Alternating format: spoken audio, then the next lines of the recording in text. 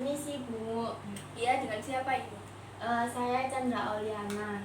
Saya dari Prodi BK. Oke. Mbak Caca kesini ada keperluan apa? Saya kesini pure pengen konseling sih Bu. Maka nama Ibu Salsa. Di sini Ibu sebagai fasilitator. Sebelumnya Mbak Caca pernah melakukan proses konseling? Dulu pernah Bu, tapi pas semester awal-awal gitu Bu. Konseling apa kalau boleh tahu? Konseling individu pernah, konseling kelompok juga pernah. Tapi ya sudah lama, jadi saya agak-agak lupa. Dalam konseling itu terdapat beberapa asas ya Mbak Caca. Yang saya gunakan itu asas keterbukaan dan asas kerahasiaan. Nah, di sini Ibu sebagai konselor wajib hukumnya untuk menjaga permasalahan yang Mbak Caca ceritakan pada saya. Dan asas keterbukaan itu Mbak Caca menceritakan permasalahan Mbak Caca dengan sebenar-benarnya, tidak ada yang ditutup-tutupi. Gitu Mbak Caca. Iya, paham Bu. Oke, baik. Mbak Caca ini melakukan proses konseling ke sini apakah keinginan sendiri atau dari teman? Keinginan saya sendiri sih Bu. Berarti tidak ada paksaan ya? Enggak. Oke. Silahkan ceritakan permasalahan yang Mbak Caca alami. Sebelumnya saya ingin tanya Bu, untuk waktunya sampai jam berapa ya? Oh iya, proses konseling itu tidak hanya dilakukan satu kali pertemuan ya Mbak Caca. Dan dalam satu kali pertemuan itu biasanya 30 menit. Seperti itu. Ya, baik. Oke, tidak ada yang ditanyakan lagi? Sudah. Oke, silahkan ceritakan permasalahan yang Mbak Caca alami. Jadi sebelumnya saya berterima kasih sama Ibu karena Ya. Ibu sudah mau menerima saya. Di sini saya itu lagi mengalami permasalahan. Kan kuliah saya itu daring ya Bu, masih daring. Sesekali aja kalau di kampus. Bahkan kalau di kampus tuh nggak kuliah gitu loh Bu, kalau ada praktek-praktek gitu. Nah kalau saya di online gitu kan Bu, saya ini apa ya, kan pengambilan nilainya yang dilihat sama dosen itu biasanya anak-anak yang aktif bertanya kayak gitu lah. Permasalahan sama diri saya sendiri tuh kayak saya ini ngerasa kayak kurang percaya diri buat saya ini ingin bertanya terus mengungkapkan pendapat saya tuh kayak sulit gitu loh Bu. Rasanya sebenarnya saya ini bisa gitu loh Bu, kalau juga ada yang sesekali pengen saya tanyakan gitu, cuman mungkin saya tahan, saya pendem aja sendiri gitu loh Bu, nggak saya tanyakan langsung ke dosen atau bahkan ke teman-teman saya saat presentasi. Jadi ya itu sih Bu kesulitan saya, jadi kayak kurang ada percaya diri gitu. Jadi bisa saya simpulkan permasalahan Mbak Caca ini susah ya mengungkapkan pendapat. Iya. Misalkan materi yang Mbak Caca tidak pahami, Mbak Caca itu takut untuk bertanya seperti itu. Iya. Lalu yang Mbak Caca rasakan ini berulang kali atau setiap kadang-kadang? Ya apa ya, tergantung dosennya juga sih Bu. Kadang itu kalau semisal dari awal emang dosennya kayak udah nggak mood, kayak mungkin kayak gak enak gitu, saya udah nggak berani Bu kayak tanya. Ya memang saya tuh kayak rasa keinginan saya buat mencet, buat ngobrol gitu loh Bu, buat pengen on mic gitu kan Bu. On mic tuh kayak sulit gitu loh Bu. Ya udah gitu.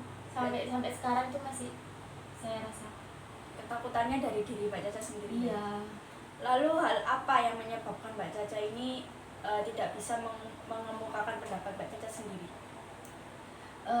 Ya ini Bu, saya tuh ngerasa kalau misal saya ini ngomong gitu ya Bu, mau berpendapat atau mau tanya gitu, kayak saya takut salah, terus saya memikirkan kayak gimana ya nanti respon teman-teman saya kalau misal saya ini tanya, kayak saya takut kayak ya gitu sih Bu, kayak salah gitu loh Bu, kayak takutnya saya salah nangkep materi terus saya tanyakan ternyata dari saya sendiri yang salah gitu loh. Kayak ya itu sih Bu, pemikiran saya sendiri sih Bu yang mengganggu saya.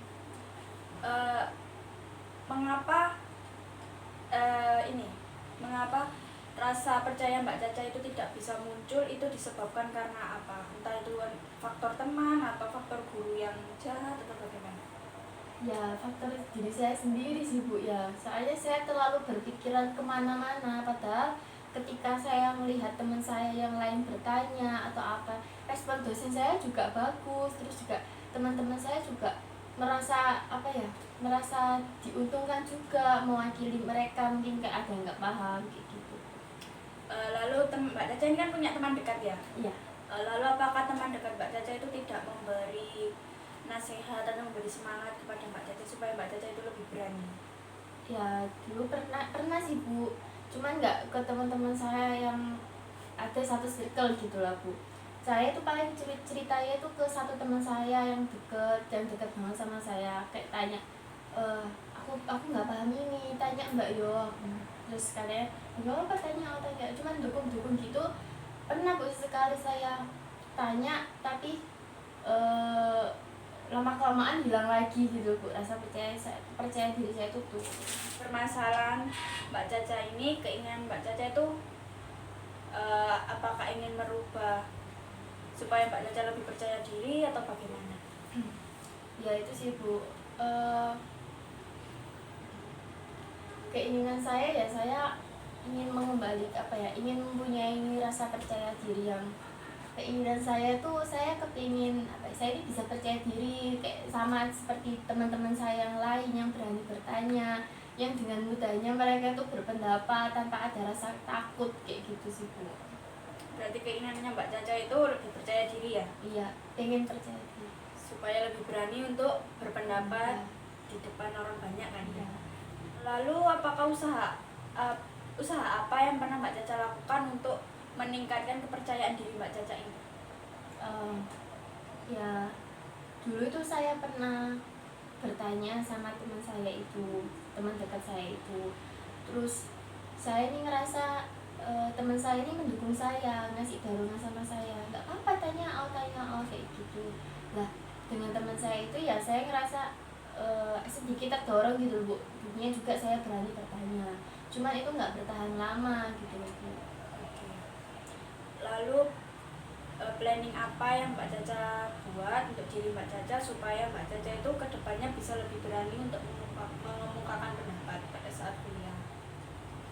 Sebenarnya pas waktu saya bertanya sama teman saya itu, satu teman saya itu, saya kan ngerasa terdorong gitu Bu, saya ngerasa terbantu gitu loh dengan dorongan dari teman saya. Tapi kan saya mencobanya itu masih satu teman saya, belum teman satu circle saya ada juga kan Bu.